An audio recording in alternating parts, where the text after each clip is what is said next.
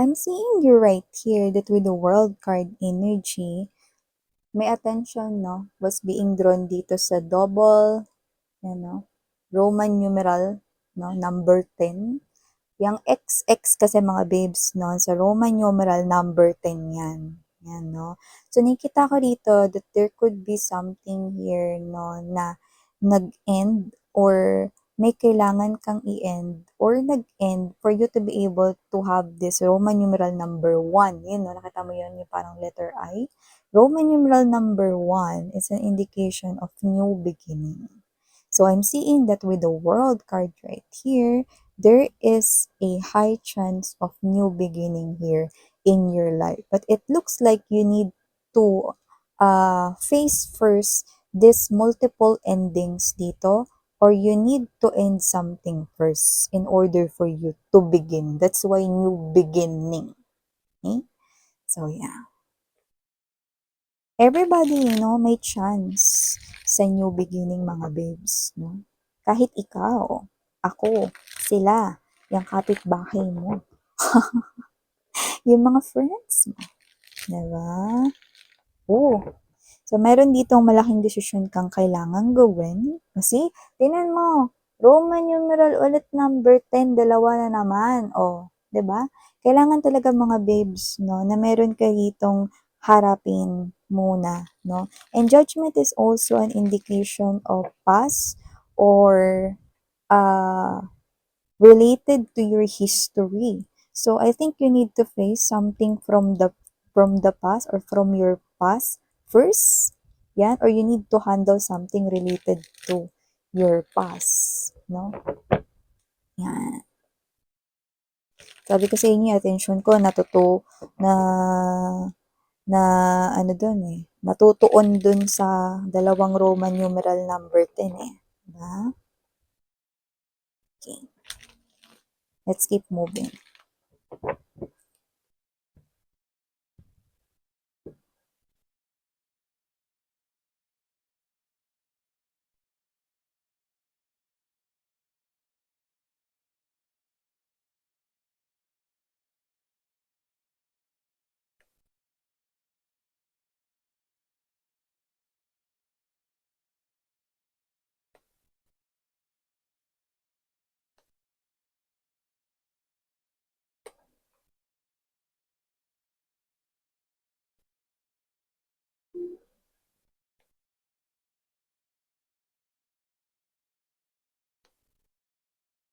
Okay.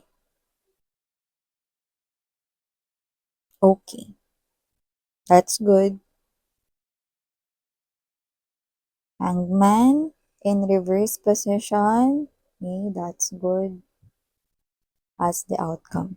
So, before we start talking more about this, let me just greet muna ang lahat ng hi and hello there everyone. Ako po si Yan. Welcome to Loy New subscribers.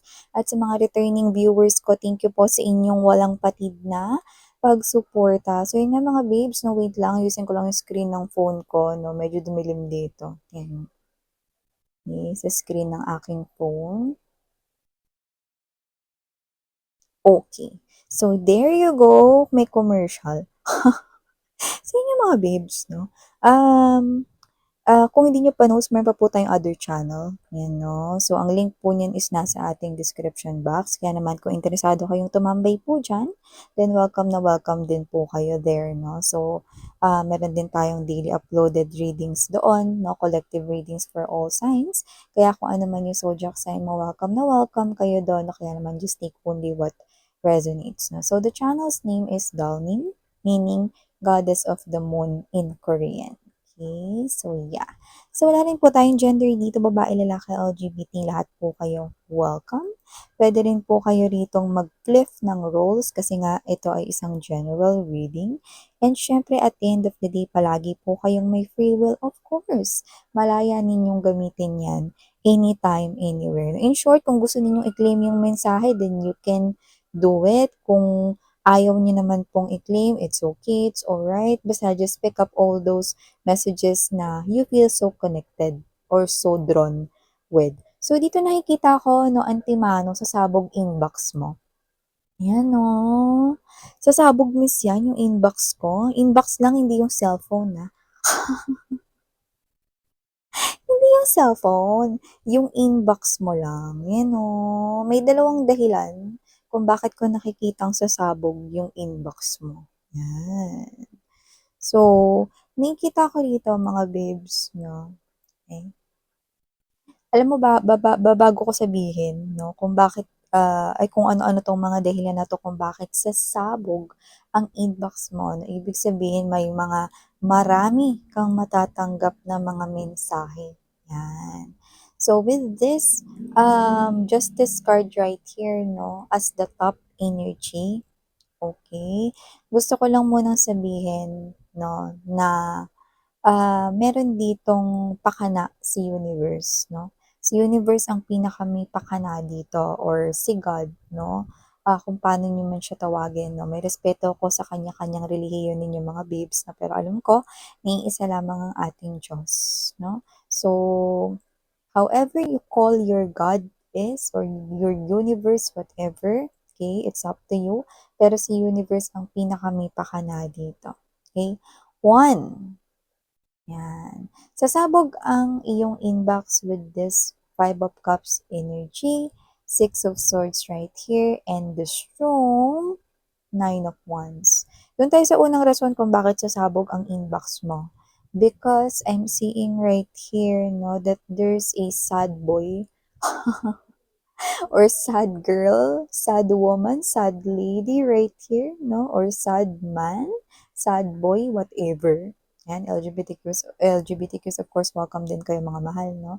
So, meron dito na nalulungkot, nami-miss niya kayo rito, no? And lumalabas siya rito bilang ex-person mo, ex-lover mo. And when we say ex, no, over and done na ang inyong relasyon. Separated na kayo, matagal na kayong endo, no? Endo na ang inyong relasyon. So, nakikita ko rito na malungkot siya rito. Yan, no? So, nakikita ko rito mga babes, no, that with this strong Nine of Wands energy, ibig sabihin, guard yourself up. Okay?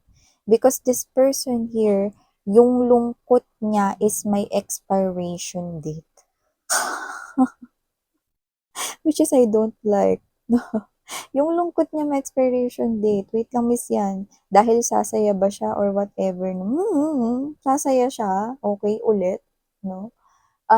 Kasi ang pinaka dahilan kung bakit siya rito mag-chat sa'yo, no, is nami-miss ka niya. Okay, okay tayo dun, no?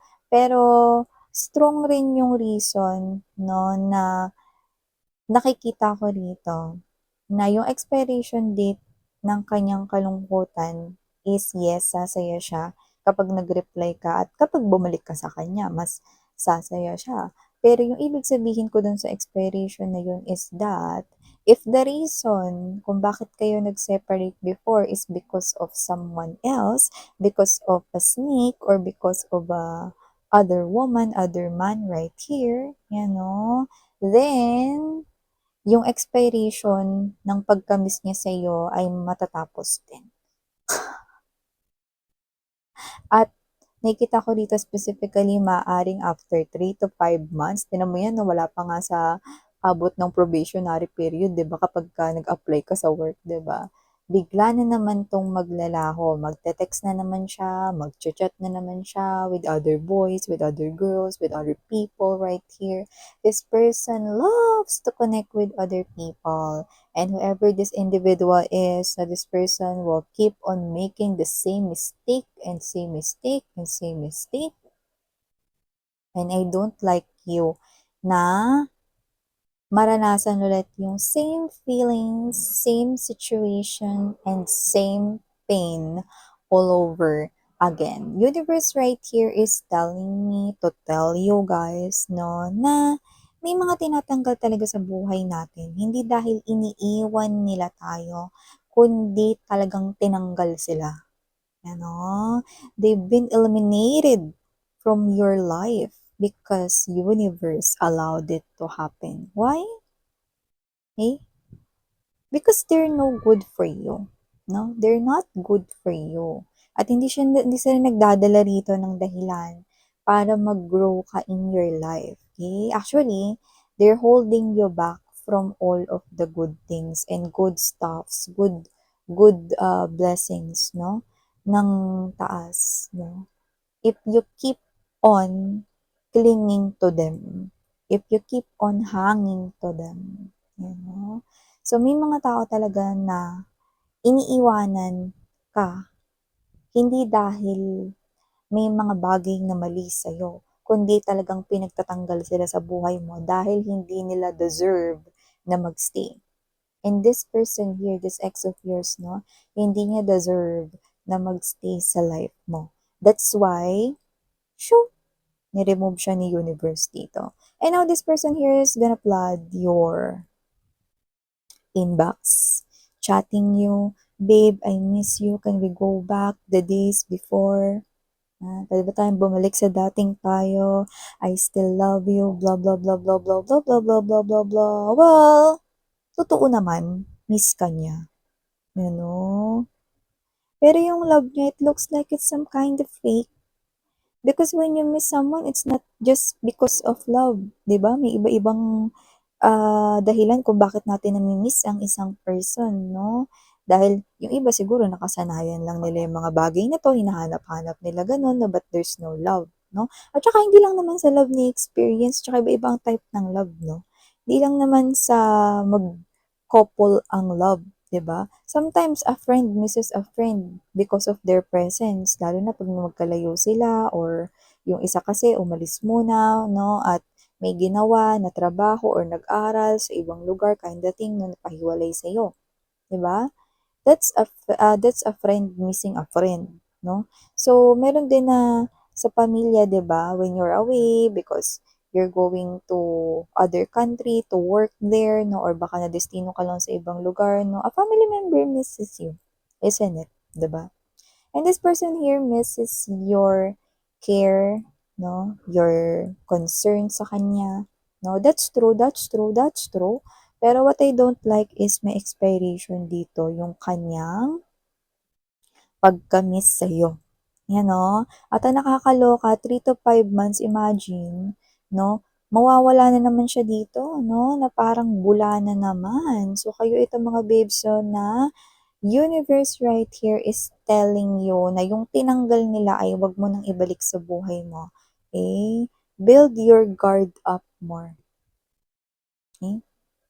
Ibig sabihin, bakuran mo yung sarili mo, wag mong i-allow yung person na to na makabalik sa buhay mo because they're holding back, no? Yung mga dapat na mga biyayang makarating sa'yo. Okay? Hindi sila for you. They do not deserve to stay in your life. Diba? So, ganun yon. So, yung isa naman na nakikita ko rito na magpapasabog ng inbox mo is nakikita ko rito na may mga magme-message sa'yo. No? Yan mga babes, no? Yung mga magpapasaya naman sa'yo. Okay? So, ibig sabihin nito na nakikita ko rito, no, unahin na natin, okay, yung pinakamagandang marireceive mo rito, no, is yung mga bagay na magpapangiti sa'yo is yung puwedeng mga opportunities, offers related to money, career, job, business, or your work. Okay? Yung parang way mo to earn a living, no? So, with the 8 of Coins energy right here, no, um, Queen of Coins, no, nakita ko rito, natatapa ka rito, no, sa magaganda at gaganda yung flow rito, no, ng iyong kaperahan, no. Yung takbo ng iyo ritong financial is gaganda. Okay?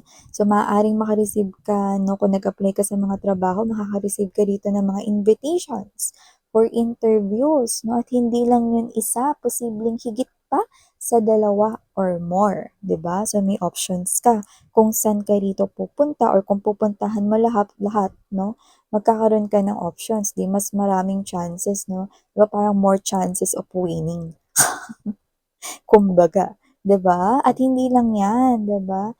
Nakakita rin tayo rito ng opportunities na baka yan ay hired ka na, 'di ba? Kasi lalo na kung tapos ka na sa lahat ng mga interviews na maaring yan ay notifying you, na hired ka na at maaring hindi yan via email, hindi lang yan via text message na pwedeng tawagan ka pa nila.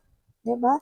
Hindi lang yan, nakikita ko rin dito yung mga good old friends mo contacting you. Yes, yung mga ka-close mo na posibleng hindi mo na masyadong nakakasama ngayon, no, sa iyong adult life because may kanya-kanya na rin kayo ritong mga buhay, no, they'll be contacting you and I'm seeing you reuniting to them, 'di ba? Yung iba na may negosyo, I'm seeing you, you're being plugged right here, no, sa mga inquiries na mga customers or potential buyers, no, at may mga bago pa ritong mga customers na pwede mong maging suki, no, because they're gonna inquire and order kung ikaw man ay selling products or selling something. Okay, so sorry for that commercial mga babes, no, I have to answer lang yung call, no. So yun nga, no, going back right here, no, maganda yung mga nakikita ko rito kasi lahat ito magpapasaya sa'yo, like pati yung mga old friends mo, no, na na-meet mo, yun nga, no, mami-meet mo sila ulit. Okay, so nakikita ko rito na parang you're excited, no, to talk about things, ano ba yung nangyari sa inyo, yung iba baka best friends niyo yun or mga best friends niyo nung high school, gano'n, yung iba elementary o kaya childhood friends, mga ganyan, 'no. Tapos, may pera pa ritong involved, 'di ba? So, ibig sabihin baka sa kanila mo rin marinig yung mga offers na, "Uy, alam mo balak ko magtayo ng negosyo, So, gano'n, 'no. So, iba-iba yun, okey? So, nakikita ko dito mga babes na ayun, sorry once again 'no, sa another commercial natin mga babes 'no. So 'yan 'no, 'yan medyo ayan 'no. Baka maka-resonate rin ako na may mga tumatawag din sa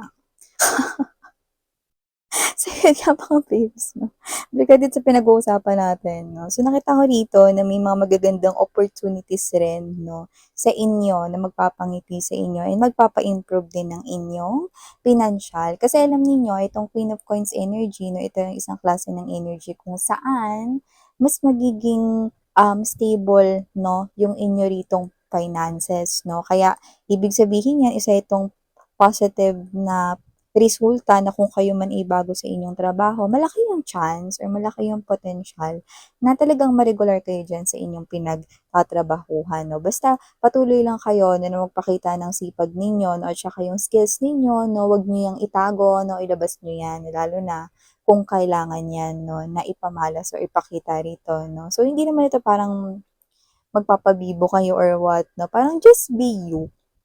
'Yan 'no, ilabas mo lang yung talent mo, yung skills mo 'no, para makita rin ng iba 'no na, talagang dedicated ka sa iyong work 'no, at talagang gusto mo yung ginagawa mo na lalo na kahit na bago ka pa lang 'no, desidido ka na matuto 'no, at yun nga, okey. At nakikita ko rito 'no na gaganda yung takbo 'no, ng pag-adapt mo or pag-adjust mo diyan sa company na 'yan. Yung iba naman na parang nawawalan kayo ng parang pag-asa na parang eto lang palagi yung dami ng customers or dami ng kliyente ninyo 'no, so tataas yung bilang niyan at nakikita ko rito 'no, na magiging ano na 'yan, parang magiging stable na yun na 'pag kunwari tumaas na 'yan 'no, hindi siya malalayo dun sa dami ng number na kunwari umo-order sa'yo or nag-a-avail ng services mo 'no, kung ano man 'yan na negosyong pinatatakbo mo 'no, small business man 'yan, big business 'yan 'no. So nakikita ko rito na magiging, broad 'no or magiging wide yung iyo ritong, customers or clients 'no. So iba naman nakikita ko rito na meron ding mga gustong mag-partner up sa inyo 'no, sa inyong negosyo 'no or gusto kayo rito 'no na kunin or, gawing representative ng inyong company kung kayo naman ay working na already 'no, ay nakikita ko rin dito na may mga ibibigay sa inyong opportunity 'no, for you to grow. So, mai-elevate dito ang inyong mga skills 'no, ang inyo ritong um, mga abilities 'no, and because of that 'no, maaaring makitaan kayo dito ng potential 'no, 'di ba, kaya angat yung inyo rito na designation sa inyo or position sa inyong trabaho, 'di ba? So, ganun yung nakikita natin kasi yun yung energy ng Queen of Coins, like there will be no more problems related with your finances, no? Habang ikaw ay what? Nagtataglay ng ganitong klase ng energy. So, nakikita ko dito na okay, okay na kayo ngayon eh, no? Kumpara dun sa dati na inyong life. Mas okay kayo ngayon, mas maganda or smooth yung flow rito, no, ng inyong life, no? And nakikita ko rito na yung flow ng inyong financial, no, is maganda rin ngayon compared sa dati. Okay? So, do not allow old wounds and old pain na magbukas.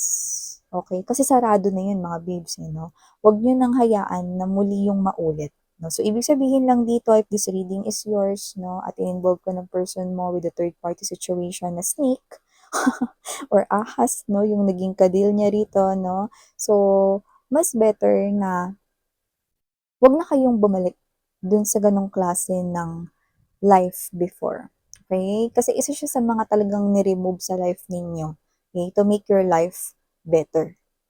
Kasi you do not deserve to be in that situation. At hindi mo rin deserve na ma-repeat yung ganong klase ng situation. So with the Ten of Swords energy, Eight of Cups right here, and there's this strong Ace of Coins, no? Universe right here is really redirecting you to a big opportunity to change your life and to create your own future like this. You can be able here, no, to establish all the things that you want to build, kung ano yung gusto mong i-build, no, may opportunities ka to grow, no, and isa na yung pinaka tinutumbok nito is yung growth sa financial mo. Yan, no, you're seeing here a land. Pwedeng makapagpatayo ka kung gusto mo ng vacation or rest house, mga ganyan, no? Or makapagpatayo ng sarili ninyong tahanan na matatawag ninyong inyo talaga, 'di ba? Lalo na yung mga iba hindi naman permanente or baka nagre-renta lang kayo, no? Lupa ito oh, na pagtatamnan.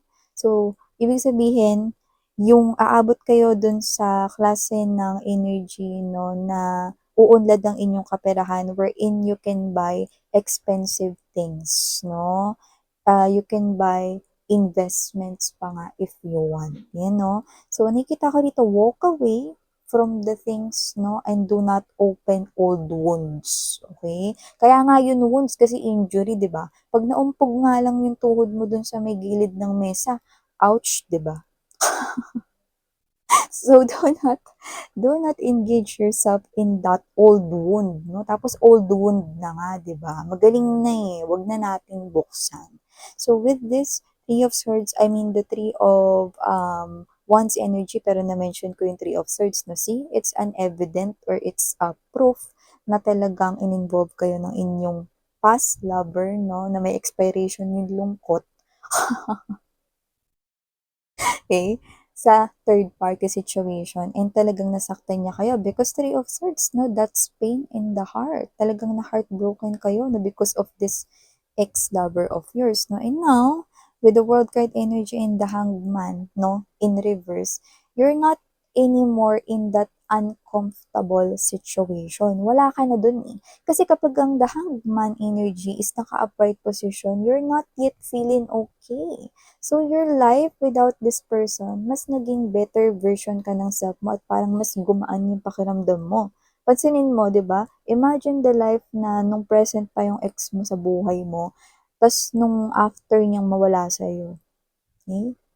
Parang things, no, bumalik dun sa tamang ayos, sa tamang order niya. Although you are in pain, no, you notice na oo nga, no, nung nawala siya, oo nga malungkot ako, pero parang may mga oportunidad na dumadating sa akin, you know?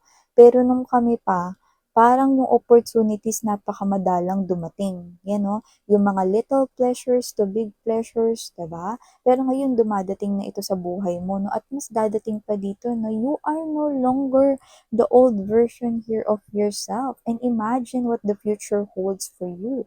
The Hanged Man in reverse position is an indication that you are heading towards comfortable life. So, sinong may ayaw nun, di ba? Sabi ko nga sa inyo, you're gonna step in, tinan mo, no? Ayun, no? Di ba? Nagtabi pa sila nitong Queen of Coins, no? So, talagang okay? Wala tayong gender dito. Ibig sabihin ng Queen of Coins, mararamdaman mo yung life na gumagaan yung financial mo, gumaganda. ng gumaganda, no? So, yeah, see? Beautiful messages right here. People are being removed in our life. Kaya yung umaalis, hayaan ninyo silang umalis. Lalo na kung alam ninyong toxic sila, di ba? Hayaan nyo silang umalis na magbabay pa kayo. Bye-bye! Huwag ka nang babalik. Ganon, no? So, ganon yung gawin ninyo. Instead of making iyak, no? Instead of magmukmuk sa gilid, no? Pero alam mo naman na punong-puno siya ng red flag, no? So, they're being removed from your life because they do not deserve to be inside your world. Yan. So, yeah. Sorry ulit dun sa mga babes na mga commercials ko dito. I have to answer those calls kasi. So, yun nga, no? Thank you so much and muli ako po si Yan, Sarang Hiyo, Love and Light. Ano?